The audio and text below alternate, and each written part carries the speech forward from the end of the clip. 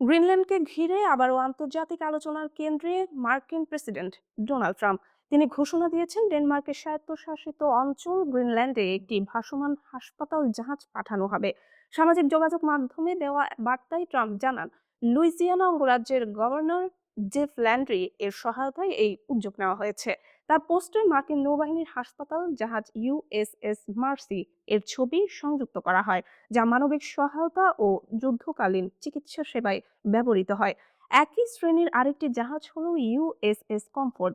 ট্রাম্পের দাবি, গ্রিনল্যান্ডের প্রত্যন্ত এলাকায় অনেক মানুষ পর্যাপ্ত চিকিৎসা সেবা পাচ্ছেন না, বিশেষ করে কঠোর আবহাওয়া ও দুর্গম ভৌগোলিক অবস্থানের কারণে। তার ভাষ্য অনুযায়ী ভাসমান হাসপাতাল পাঠানোর লক্ষ্য হলো উন্নত চিকিৎসা পৌঁছে দেওয়া এবং স্থানীয় জনগণের স্বাস্থ্য সেবা ঘাটতি পূরণ করা। তবে বিশ্লেষকদের একটি অংশ বলছেন, বিষয়টি কেবল মানবিক উদ্যোগের মধ্যে সীমাবদ্ধ নয়। গ্রিনল্যান্ড কৌশলগতভাবে অত্যন্ত গুরুত্বপূর্ণ। আর্কটিক অঞ্চলে বরফ গলতে শুরু করায় নতুন সমুদ্রপথ উন্মুক্ত হচ্ছে এবং খনিজ সম্পদের সম্ভাবনাও বাড়ছে। এই প্রেক্ষাপটে গ্রিনল্যান্ডে যুক্তরাষ্ট্রের উপস্থিতি জোরদার করা দীর্ঘদিনের কৌশলগত লক্ষ্য হতে পারে। ইতোমধ্যে সেখানে যুক্তরাষ্ট্রের পিটুফিক স্পেস বেস নামে একটি সামরিক ঘাঁটি রয়েছে, যা উত্তর মেরু অঞ্চলের নজরদারি ও ক্ষেপণাস্ত্র সতর্কীকরণ ব্যবস্থার অংশ। গ্রিনল্যান্ড ডেনমার্কের অধীন স্বায়ত্তশাসিত অঞ্চল এবং সেখানে জাতীয়করণকৃত স্বাস্থ্য সেবা ব্যবস্থা চালু রয়েছে, যা নাগরিকদের জন্য বিনামূল্যে। ফলে একটি মার্কিন সামরিক হাসপাতাল জাহাজ পাঠানোর ঘোষণা কূটনৈতিক মহলে বিস্ময় সৃষ্টি করেছে।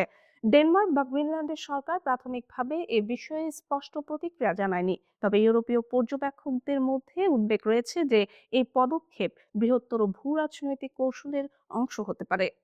ট্রাম্প অতীতে গ্রিনল্যান্ড কেনার প্রস্তাব দিয়ে আলোচনার ঝড় তুলেছিলেন। সাম্প্রতিক সময়ে তিনি আর্কটিক অঞ্চলে যুক্তরাষ্ট্রের ভূমিকা জোরদারের প্রয়োজনীয়তার কথাও বলেছেন। ন্যাটো জোটের সঙ্গে সমন্বয় ও উত্তর আটলান্টিক নিরাপত্তা ব্যবস্থার প্রসঙ্গ তার বক্তব্যে এসেছে। ফলে অনেকেই মনে করছেন, ভাসমান হাসপাতাল জাহাজ পাঠানোর সিদ্ধান্তটি একদিকে মানবিক সহায়তার বার্তা দিলেও অন্যদিকে এটি প্রভাব বিস্তারের নরম কৌশল হতে পারে।